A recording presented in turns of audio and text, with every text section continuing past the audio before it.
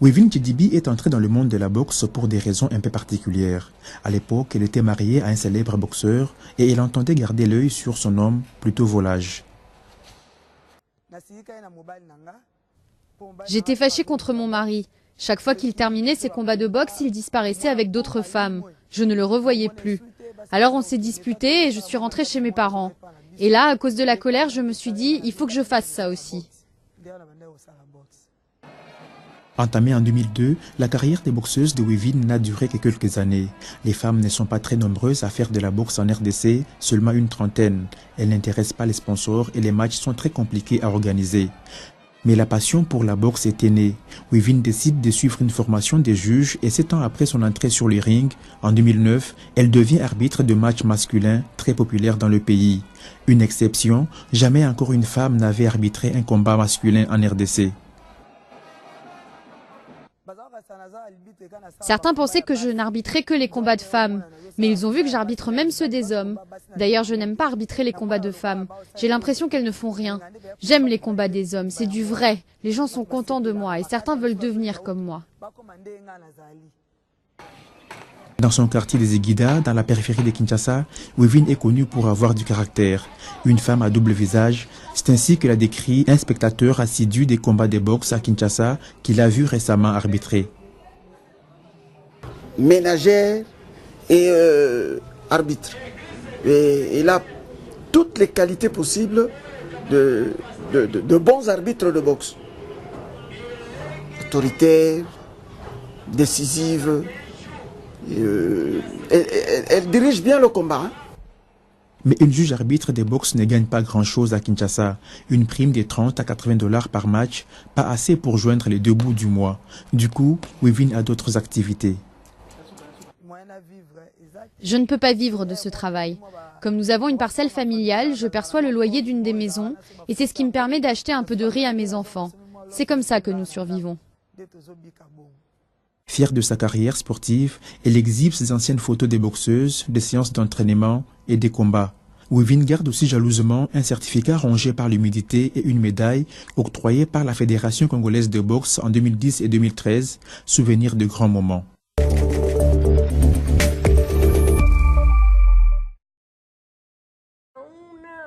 Valentino a 9 ans et comme tous les enfants de son âge en Argentine, son idole s'appelle Lionel Messi. Mais le jeune garçon a longtemps pensé qu'il ne pourrait jamais jouer au football. Il est atteint d'amyotrophie spinale, une maladie génétique qui affaiblit ses muscles. Il y a un an, tout a changé pour Valentino. Le foot-fauteuil est arrivé en Argentine et il a réveillé ses rêves de gloire.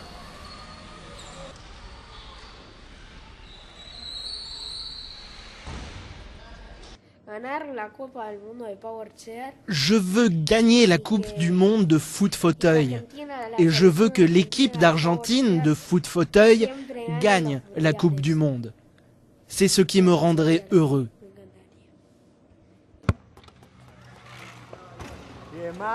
Le foot-fauteuil est né en France en 1978 et aujourd'hui 21 pays le pratiquent au sein d'une fédération officielle. Les équipes sont composées de 4 joueurs âgés de 9 à 26 ans car ce n'est pas l'âge qui détermine les catégories mais le niveau de handicap. Chaque joueur est équipé d'un fauteuil électrique spécial qui peut rouler jusqu'à 10 km/h et le ballon est 2 fois plus gros que dans le football traditionnel. Gonzalo Villarino a entraîné l'équipe d'Argentine de football pour aveugles qui a remporté les championnats du monde en 2006.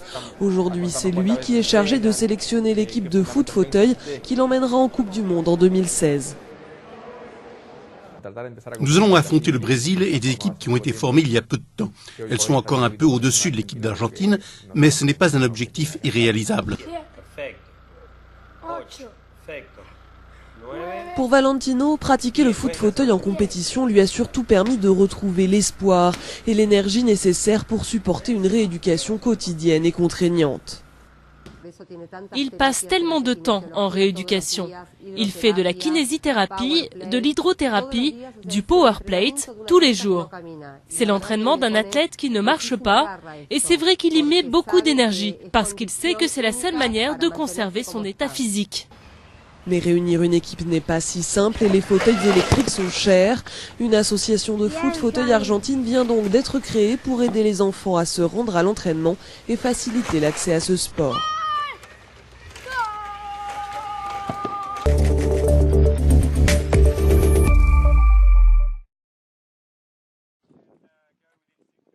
Deux équipes se sont lancées dans une harassante ascension de 8 jours sur le flanc du volcan endormi, le Kilimandjaro. Objectif, battre le record du match de cricket le plus haut du monde. Parmi les équipes, on retrouve la légende anglaise du cricket Ashley Giles et l'icône sud-africaine Makaya Ntini. Une fois arrivés sur le sommet, une piste en plastique est posée sur les cendres du volcan. Les joueurs peuvent enfin commencer leur match. Monter le Kilimandjaro est une des choses les plus difficiles que je n'ai jamais faites dans ma vie. Je ne le referai jamais, mais c'est probablement une des expériences les plus marquantes de ma vie. Et cela restera gravé dans ma mémoire. C'est de la folie de jouer là-haut, ça je peux vous le dire. Le match a été joué à 5785 mètres de hauteur. À cette altitude, l'air contient 2 fois moins d'oxygène qu'au niveau de la mer, imposant aux joueurs 2 fois plus d'efforts physiques. Vous oubliez un peu en quelque sorte où vous êtes parce que le jeu se déroule, vous devez jouer la balle de match et vous devez courir. Mais après vous arrivez à l'autre bout du terrain, à 20 mètres de là, et vous êtes éreinté, complètement éreinté. Les niveaux d'oxygène sont minimes, c'est le moins qu'on puisse dire.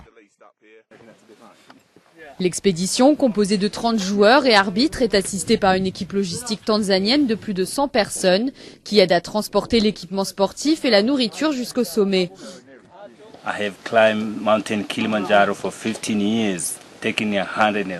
J'effectue l'ascension du Kilimandjaro depuis 15 ans, j'accompagne des centaines de touristes. Mais pour la première et seule fois de ma vie, j'ai vu une équipe anglaise qui joue en haut sur le sommet.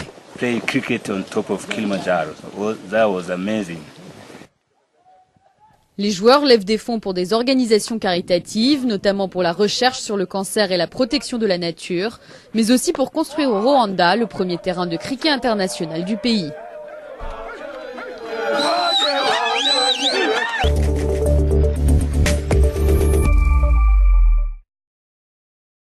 Pour certains des plus grands champions de ski au monde, c'est ici que tout a commencé, à Stams en Autriche. Depuis 50 ans, cette école forme des champions à la chaîne, spécialistes du ski alpin, du saut à ski, du snowboard. Ils viennent tous ici dans l'espoir de devenir champions. Mais la route vers la gloire est forcément difficile, avec des semaines de 6 jours, 6 heures de cours par jour, suivies d'entraînement l'après-midi, sans compter les compétitions du week-end pour des enfants parfois qui ont tout juste 14 ans. Tu dois tout donner aux compétitions et aux entraînements, et être à ton maximum, car il y a autant de gens qui sont aussi forts que toi. Tu dois travailler dur, tous les jours. On attend beaucoup de ces étudiants, vraiment beaucoup. Ils ont un calendrier très chargé, ils ont peu de temps libre quand ils sont à l'école, ils apprennent à vivre avec. Les examens scolaires sont suspendus en hiver en raison d'un calendrier chargé d'entraînement et de compétition. Les enseignants rattrapent le programme à la fin de la saison. L'école accueille aussi des étudiants étrangers, d'Italie, de Suisse et même du Canada. Mais l'enseignement reste en allemand. C'est clair que cette école a fait quelque chose de bien depuis des années. Tous ces champions qu'elle a formés. C'est une grande expérience d'avoir pu rentrer dans cette école et peut-être qu'un jour je ferai les Jeux Olympiques aussi. L'inscription du lycée est chère, 8 000 € par an sans compter tout l'équipement. Mais pour ceux qui rêvent d'une gloire olympique, l'enjeu vaut bien ses efforts. L'objectif est d'aider les jeunes talentueux et dévoués au ski, de leur offrir une excellente formation et de leur permettre de suivre leurs objectifs et développer leur style. Si nous réussissons, l'étudiant aura en poche un diplôme d'études secondaires reconnu et aura vécu une expérience enrichissante. Si ça se passe vraiment bien, il aura aussi du succès dans le sport. Un diplômé sur 10 devient un athlète professionnel. Mais avec plusieurs étudiants déjà en compétition au niveau international, la relève est assurée.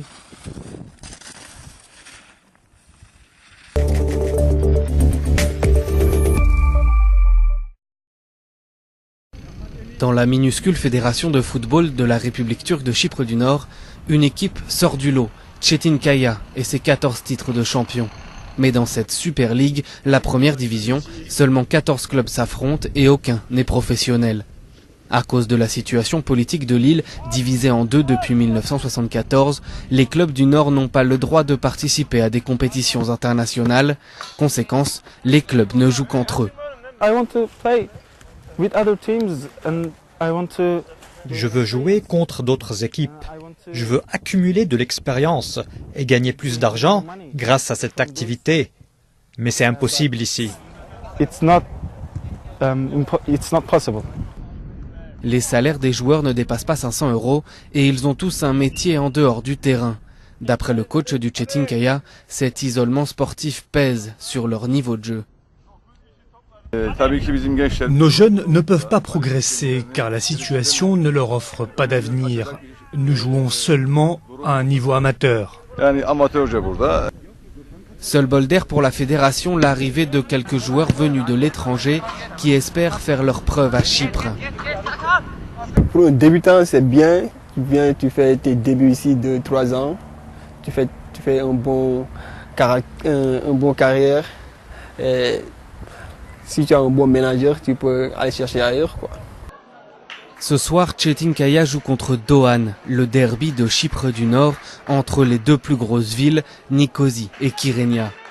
Et ses joueurs espèrent une chose, affronter un jour les équipes du Sud qui participent aux prestigieuses Coupes d'Europe. Un projet d'unification des fédérations a été lancé en 2013, mais rien n'a avancé en un an. Nous avons fait ce qui nous était demandé. Maintenant, il faut qu'ils réagissent. Il faut qu'ils aient de la pitié pour les jeunes. Les problèmes politiques n'intéressent que les politiciens. Nous ne sommes que des sportifs. Signe que les mentalités peuvent changer, un joueur chypriote grec a signé pour la première fois fin septembre dans un club du nord de l'île. Une décision qui a provoqué un tollé au sud. Il a même assuré avoir reçu des menaces de mort.